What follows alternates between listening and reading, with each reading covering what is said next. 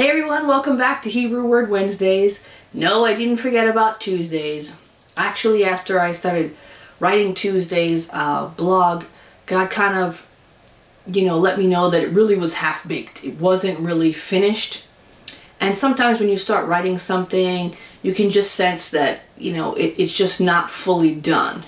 And so I kind of held on to it, and this morning the Lord just kind of helped me to write it all together, and it was all beautiful and in one big fell swoop. And actually it was really important because something that I had been praying about with the Lord and talking with the Lord about over the past X amount of years, he kind of really solidified and spoke something to my spirit. So many of you know that I've been writing a book called She Who Fights at the Rear, and so this blog actually went to be a chapter in the book. So I didn't forget about Tuesdays. Eventually you'll read about Tuesdays at some point if you read my book. But anyway, so today I'm going to talk with you about the covenant of peace. So there are a few times, 4 specifically in the Bible, where it actually mentions that phrase, the covenant of peace. And 3 of those times it's referring to Israel. And it is in Ezekiel 34 when it talks about God being the good shepherd. In Ezekiel 37, where it talks about the valley of the dry bones and that chapter, and Isaiah 54, which is right after Isaiah 53, which talks about the suffering servant. So in all 3 of those instances, you can clearly see that this is referring to the Messiah, to the Davidic kingdom, that's the context in which God keeps referring to the covenant of peace that he wants to give to his people.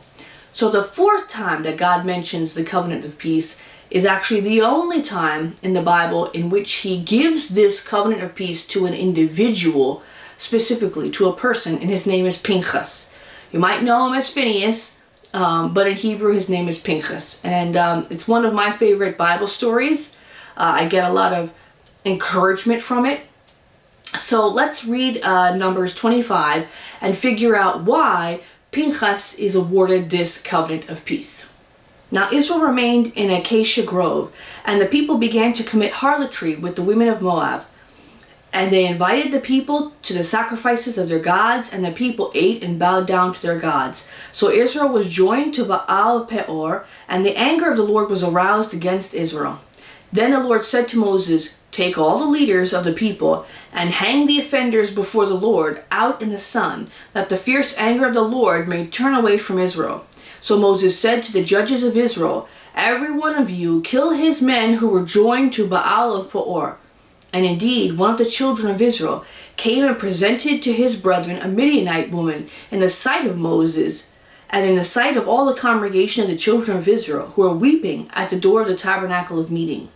Now when Pinchas, the son of Eleazar, the son of Aharon the priest, saw it, he arose from among the congregation and took a javelin in his hand, and he went after the man of Israel and to the tent, and thrust both of them through, the man of Israel and the woman through her body. So the plague was stopped among the children of Israel, and those who died in the plague were 24,000. Then the Lord spoke to Moses, saying, "Pinchas, the son of Eleazar, the son of Aharon the priest, has turned back my wrath from the children of Israel, because he was zealous with my zeal among them, so that I did not consume the children of Israel in my zeal. Therefore say, Behold, I give to him my covenant of peace, and it shall be to him and to his descendants after him a covenant of an everlasting priesthood, because he was zealous for his God, and made atonement for the children of Israel.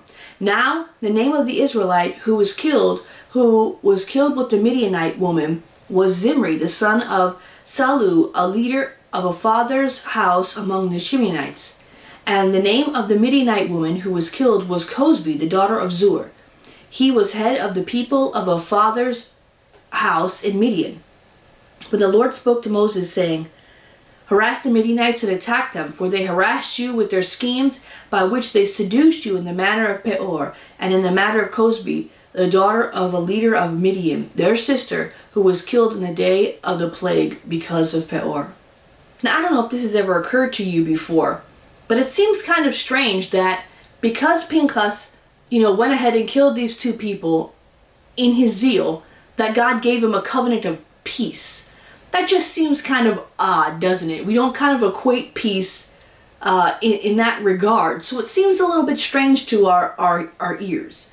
But what's going on in the story is basically Pinchas is receiving upon himself a measure of zeal, a small measure of zeal, so that he can abate the anger of God in his measure of zeal, which is this big. And so what Pinchas is doing is basically trying to abate the anger of God by going before the Lord, and before the Lord has a chance to basically kill everybody, and say, no, let me do it, Lord, with my small measure. And we see this actually similarly throughout the Bible, with Moses when he throws down the tablets and that kind of thing, in his zeal, to try to avoid the people becoming into full covenant with God, and then ultimately being responsible for it, and so forth. And we also see this with Yeshua, who overthrows the tables of the money changers who are stealing from the people, and so on and so forth in the temple. So we can see this kind of thing throughout the Bible, that God gives us his zeal for righteousness, for justice, in a way that is going to help the world not bear the full measure of the weight of the Lord's hand. This is actually a really interesting portion within the Bible, also in the Torah, that's coming to my mind even right now as I'm talking to you, that there's a scene in which it talks about a rebellious child.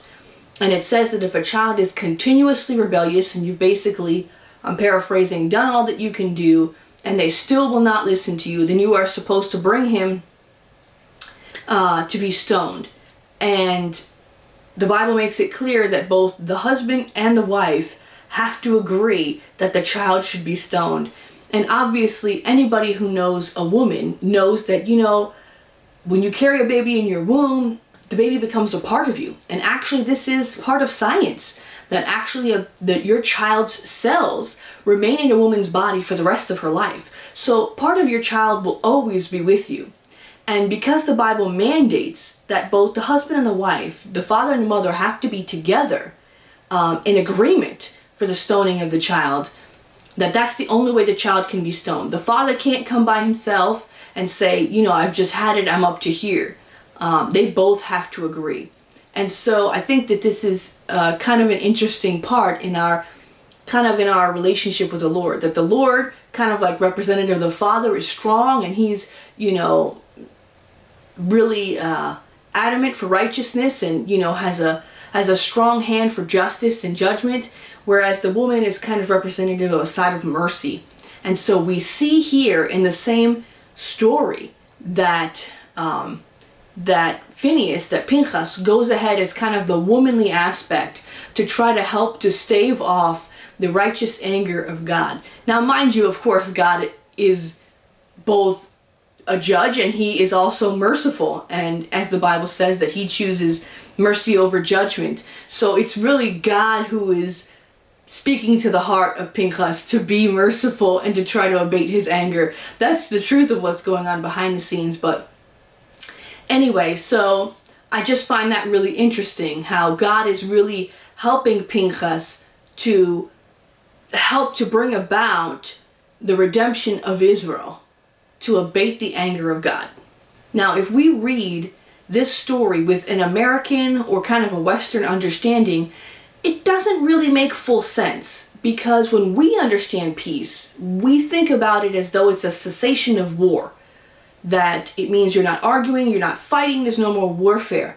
So how can someone who is attacking someone be given a covenant of peace? It seems odd to our American ears, but when you understand the root of shalom in Hebrew, which is peace, the root of shalom is shalem, which means wholeness.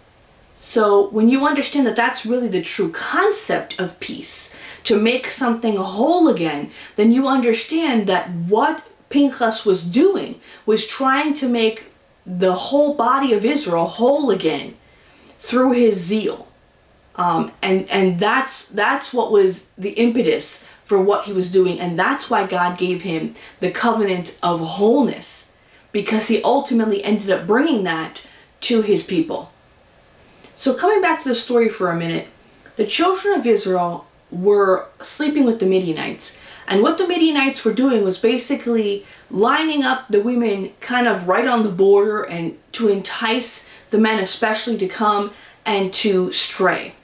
Now, if you know anything about ancient cultures, pretty much all ancient cultures have a similar practice in which they have sex and idolatry linked together. So what they would do is they would have prostitutes who are priestesses within their temple worship or their houses of worship. And basically what they would do is either the prostitutes would give a portion of their money to the god that they were basically soliciting outside of the temples, or they would actually have sex with the parishioners as part of a religious ritual or holiday of some sort that would end up bonding you with the demonic force. Sex is an attractive lure to try to draw new converts. And the reality is this practice is still being done today.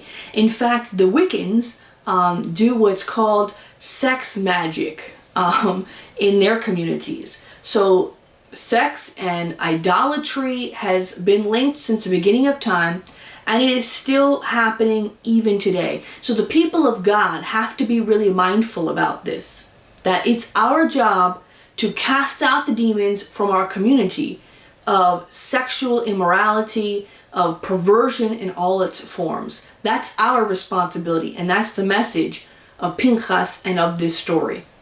Has it ever occurred to you that the American sexual revolution happens in the same generation that we get the removal of prayer from schools, that we get abortion, which is ultimately child sacrifice to Molech, that we get evolution replacing biblical truth within the schools?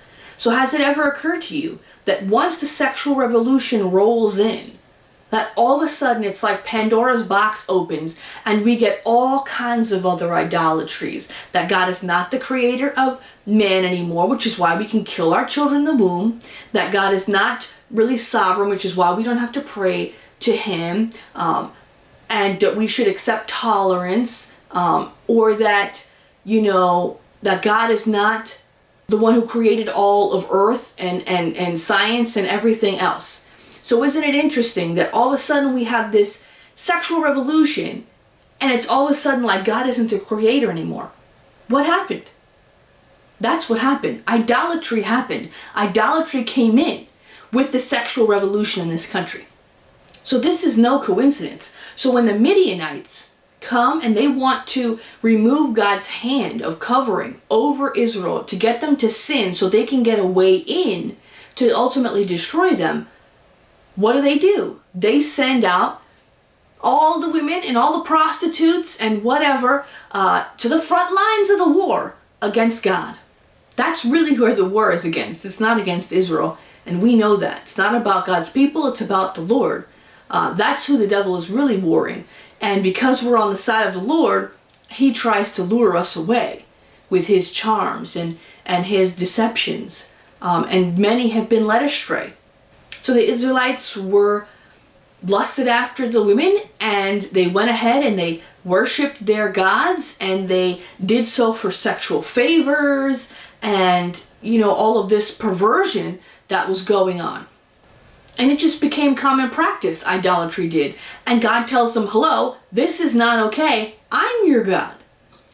And so he basically tells them, listen, you know what? The leaders, the judges of Israel need to go throughout the land, and they need to kill the people who are sinning in this way before it spreads like a wildfire, like a cancer, because that's exactly what it does. Sin begets more sin, which is why the Bible talks about a little leaven ruining the whole lump, because you have to get all of that out of your life, because one thing will affect something else. Make no mistake, the devil tries to tell you that it's only in one area, but really it starts to spread like a cancer into other things. Sexual sin does. So we have to remove that from our midst. And so God basically says to them, hey, get all these idolaters out of here. The people who don't want to listen to me and don't want to repent, they need to go. So one son of a leader happens to find a Midianite woman who is a daughter of another leader from her camp. And he comes and he brings her in the middle of everybody, just blatantly, like, you know, he's right and it doesn't matter. And remember, in those days, when you had high-ranking officials from both sides that get married, there's a covenant that's created within those communities. And the devil was trying to do that. He was trying to create covenant. So he brings this woman into the middle of the camp of God to go and sleep with her. And Pinchas is like, I don't think so. Now, mind you, who was the one who should have killed the son? It was the father. The father should have killed the son because he knew what was going on. And he didn't do it, did he? That's why Pinchas did it. Now, I know that that sounds, oh my gosh, so harsh. Like a father killing their own son. How horrible is that? That's absolutely horrific. And I can't even imagine being in a position like that. And God forbid any of us are in that kind of position. But there was a reality to the responsibility of his father because he was part of the leaders of that tribe of Simeon. And he did not want to do the will of the Lord. So a plague breaks out, and Pinchas goes ahead and he drives them both through with the javelin, who are in the tent, you know, about to, you know, consummate their relationship and whatever they were doing. And he goes and he drives them through himself. And in his zeal, God gives him the covenant of peace, because what Pinchas did protected the entire community of God from the plague that had broken out. This story actually reminds me of something that Yeshua says in Matthew 10, 34 through 39. So read with me. Do not think that I came to bring peace on earth. I did not come to bring peace, but a sword. For I have come to set a man against his father, a daughter against her mother, and a daughter-in-law against her mother-in-law. And a man's enemies will be those of his own household. He who loves father or mother more than me is not worthy of me. And he who loves son or daughter more than me is not worthy of me. And he who does not take up his cross and follow after me is not worthy of me. He who finds his life will lose it, and he who loses his life for my sake will find it. Wait, what? So Yeshua, the Prince of Peace, says, I did not come to bring peace? What? Again, this comes back to, if you understand it with a American mindset, not in a Hebrew mindset, you don't get it. What Yeshua is trying to say is, I cannot make you whole as the whole body of Messiah, as Israel. I cannot make you whole while you are busy whoring yourself with the adversary. While you're busy allowing all this pollution to enter your midst. I can't make you whole in this environment. I cannot be whole as a holy God with this idolatry. This cannot be. So Yeshua says, I have come to bring a sword. You cannot allow this kind of stuff to enter the community of God. Idolatry cannot be there. Sexual perversion cannot be there. These things cannot be there. And the people who overlook these things in their communities will answer to God for sure. They will give an account. Make no mistake about it. Because there are people today who are overlooking sexual sins left, right, and center. Their congregants are getting pregnant out of wedlock. And they're doing baby dedications. And I'm not saying that, you know, it's the fault of the baby, and we all sin, and we all fall short of the glory of God. So don't misunderstand me. But where is the leadership who's saying, this is not okay? And it just seems like, maybe it's just me, but it just seems like things are just getting swept under the rug today. And God spoke something to me, and I really want you to hear this. Open your ears with the ears of Pinchas and hear what I'm saying to you. Yeshua is not coming back for a tolerant bride. He's coming back for a zealous bride. Hear what I'm saying to you. Yeshua is not coming back for a tolerant bride. one who accepts the things that are going on in the world and ignores them as though they're not happening. He's coming back for a zealous bride because Yeshua wants to give to you the covenant of peace. That is why that all those references to the covenant of peace are referring to the kingdom of the Messiah being established, because God wants to give you a covenant of peace, and he can't do it while you are tolerating the evil, the idolatry, the wickedness within your midst, in your life and in the lives of everybody around you. You have to be willing to depart yourself, even from the people you love most, to pursue the Lord. Do you know how hard it must have been for Pinchas to kill someone he maybe even knew personally? To be a priest of God, to stand as a mediator between the people of God and the Lord, to be that mediator, and to have to kill one of his own. Brothers and sisters, this was not easy. Make no mistake that just because he acted swiftly doesn't mean it didn't break his heart. It needs to break our heart too. The things that are going on in this world, the injustices, it needs to break our heart too. It cannot be okay, because Yeshua is not coming back for a tolerant bride, but a zealous one. One who is zealous for the things of God. Not because we are doing it in anger, because we are doing it in love.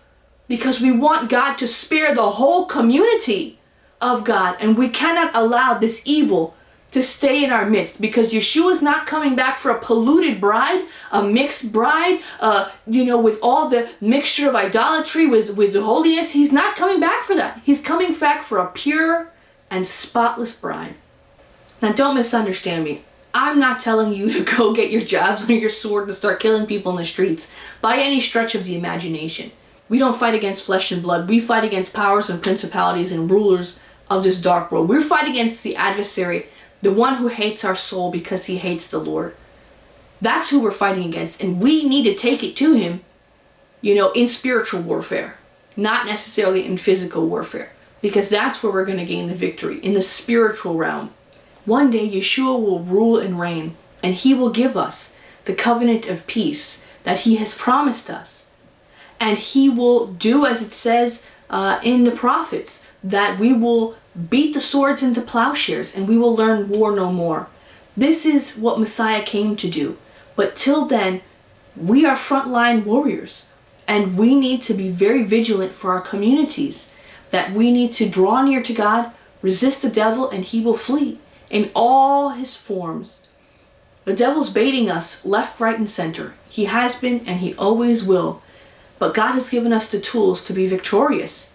In the name of Yeshua, he has given us the zeal of the Lord. And when you have trouble and you're facing something that you're battling with between you and the Lord, and the devil's tempting you, ask the Lord for the zeal of God. Because when God gives you that, he will give you the strength, the courage, the swiftness to act quickly, to remove the evil one from your midst.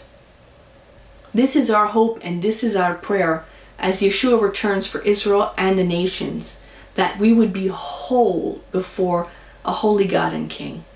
So speaking of being whole, as you guys know, I've been doing vlogs 4 days a week, and Passover time is coming, which is one of the busiest times of the year for any Messianic or Jewish congregation, and there's no way that I'm going to be whole and sane doing vlogs 4 days a week. So I'm going to knock it down to 2 days a week. I'm going to do vlogs on Mondays and Wednesdays, and we'll see how it goes. But I'm just going to walk with the Lord and be zealous for him and what he wants me to do. And so hopefully you will forgive the fact that I'm not going to be able to vlog as much.